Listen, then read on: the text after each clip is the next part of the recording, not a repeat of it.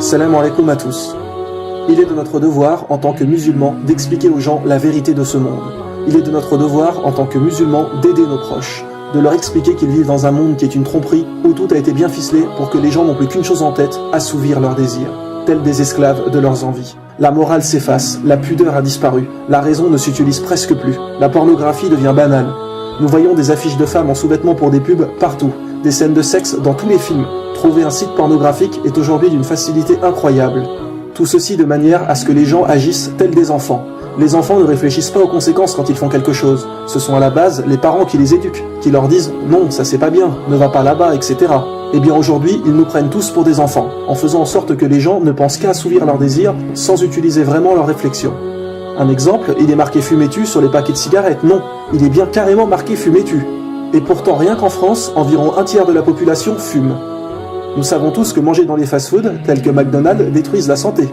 Mais environ la moitié de la population y mange fréquemment, et après cela, énormément de gens attrapent des cancers. Les statistiques le disent que depuis maintenant plusieurs années, un enfant sur deux plus tard dans sa vie aura un cancer. Ce sont les études des médecins qui le disent. Comment voulez-vous qu'un être humain reste en bonne santé toute sa vie si celui-ci fume, boit, mange dans les fast-foods, mange des sandwichs, des plats constamment cuisinés en boîte? Et c'est ce que nous expliquons. Les gens ne veulent qu'assouvir leurs désirs sur le moment sans penser aux conséquences qu'il y a derrière. Et mes frères et sœurs, il y a quelque chose de bien plus grave en termes d'actes qui a des conséquences. C'est vos actes ici-bas. Nous agissons sans penser aux conséquences qu'il y aura dans l'au-delà. Et ces conséquences seront peut-être bien plus graves qu'un cancer. Un cancer n'est rien à côté de l'enfer.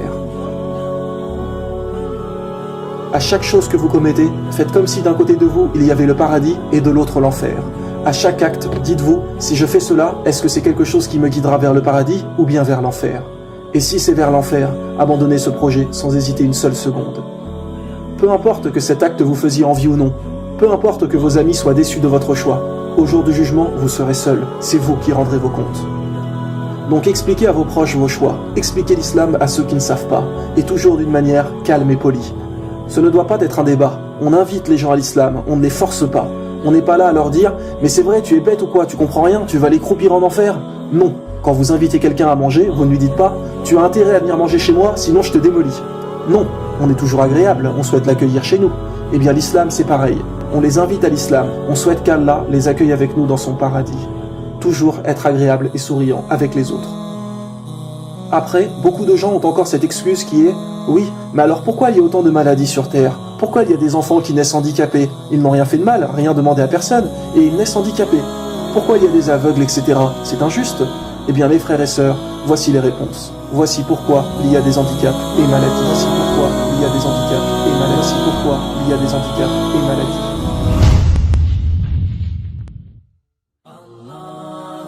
Les gens se posent parfois la question, qu'en est-il des personnes qui ne peuvent pas comprendre l'islam? Par exemple, les gens qui sont fous, qui n'ont pas la raison et qui sont complètement handicapés mentalement.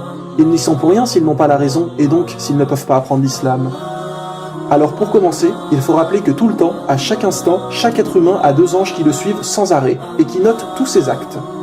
L'un à sa gauche, l'autre à sa droite. L'un des deux anges note le bien et l'autre le mal sur des livres. Et ce sont ces livres qui au jour du jugement feront rentrer la personne au paradis ou en enfer. Si le livre des bonnes actions est le plus lourd, la personne ira au paradis. Et si c'est l'inverse, celle-ci ira en enfer. Mais sachez bien que les deux anges notent chaque fait et geste, chaque parole, tout dans les moindres détails. Coran, chapitre 43, verset 80, ou bien escompte-t-il que nous n'entendons pas leurs secrets ni leurs délibérations, mais si nos anges prennent note auprès d'eux. Ou bien Coran, chapitre 50, versets 17 et 18, quand les deux recueillants assis à droite et à gauche recueillent, il ne prononce pas une parole sans avoir auprès de lui un observateur prêt à l'inscrire. Maintenant, il faut savoir qu'il y a trois cas où les anges ne notent pas. Ils ne notent pas les actes de la personne. Le premier cas est quand une personne dort. Là, les anges s'arrêtent de noter car la personne n'est plus consciente de ce qu'elle fait. Si par exemple vous parlez dans votre sommeil et dites une insulte, vous n'y êtes pour rien. Donc bien évidemment, les anges ne notent pas. Le deuxième cas est pour les enfants jusqu'à l'âge de la maturité. Donc jusqu'à ce qu'un enfant soit pubère, ses actes ne sont pas comptabilisés. Car avant la puberté, un enfant n'a pas toujours bien conscience de ce qu'il fait. Et le dernier cas justement est pour les gens qui n'ont pas la raison. Tous les gens handicapés mentalement qui ne sont pas capables de comprendre les choses, les anges ne notent pas leurs actes tout au long de leur vie. Alors les gens se disent souvent, mais alors s'ils n'ont pas de test sur terre, comment se passera leur jugement? Eh bien sachez que le prophète, sallallahu alayhi wa sallam, a dit que les personnes qui n'ont pas pu comprendre l'islam seront testées dans l'au-delà. Allah leur donnera un test là-haut, et c'est en fonction de ça qu'ils iront au paradis ou en enfer. C'est idem pour les enfants qui pourraient mourir avant la puberté. Toutes les personnes qui ne sont pas testées sur terre seront testées là-haut. Alors les gens pourraient également demander, oui, mais alors pourquoi sont-ils sur terre s'ils ne sont pas testés ici-bas? Pourquoi Dieu les a créés?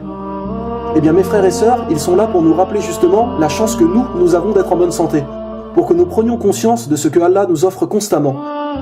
Si tout le monde était en bonne santé constamment, cela semblerait normal et personne ne serait reconnaissant.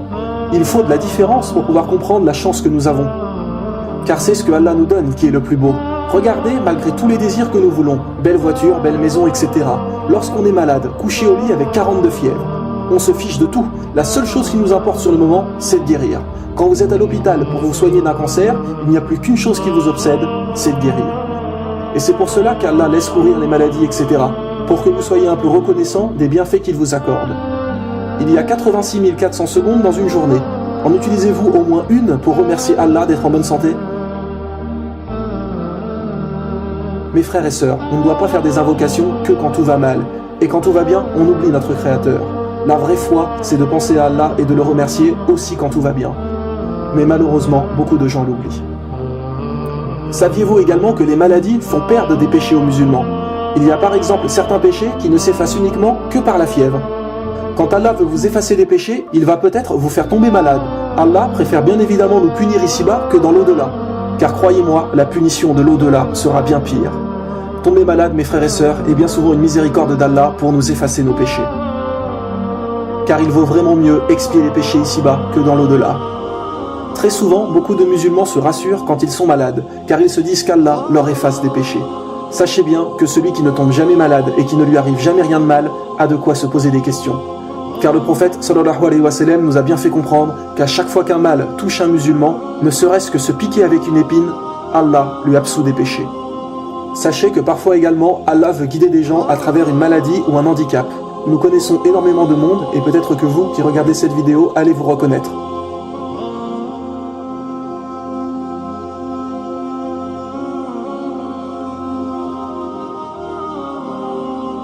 Par exemple, il y a un homme qui suite à un accident de voiture est devenu handicapé avec de gros problèmes respiratoires et cette personne avant son accident n'était pas vraiment dans la pratique religieuse et à présent, suite à son accident, il ne loupe presque aucune prière à la mosquée. Souvent des gens qui vont frôler la mort vont se rapprocher de la religion.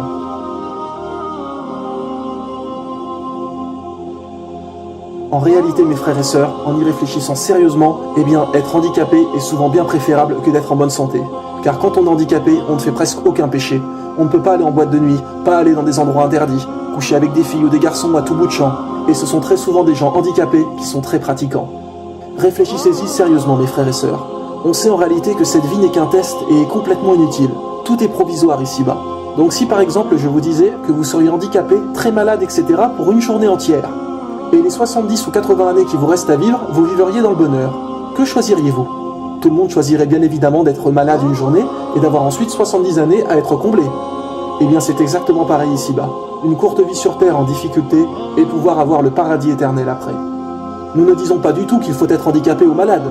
Nous disons simplement que quelque part, parfois, ça peut être une chance, car cela va vous rapprocher de la religion et va peut-être vous faire accéder au meilleur niveau du paradis.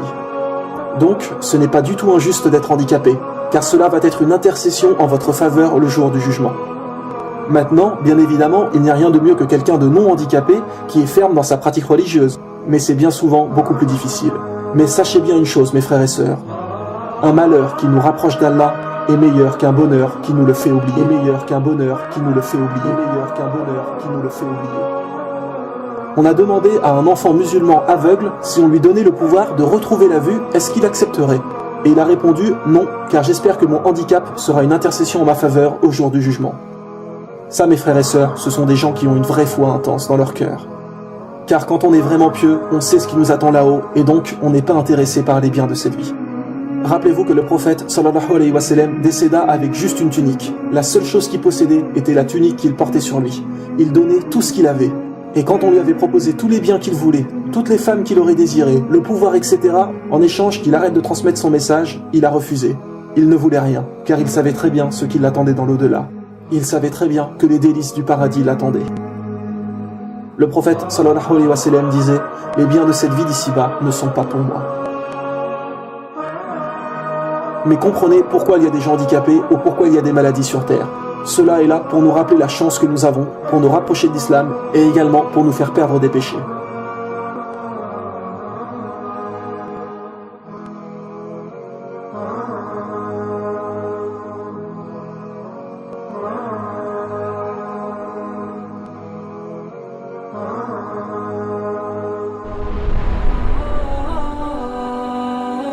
Coran, chapitre 29, verset 2, est-ce que les gens pensent qu'on les laissera dire « Nous croyons » sans les éprouver?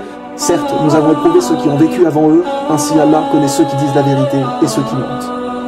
Regardez à quel point le temps passe vite. Ne nous attachons pas à cette vie. Tout se dégrade et se perd. Allah nous dit bien que tout dans cette vie est éphémère. Tout finit un jour par faner et mourir, comme une fleur. Nous sommes à un moment de notre vie, beau et jeune, mais nous finirons tous par vieillir et mourir.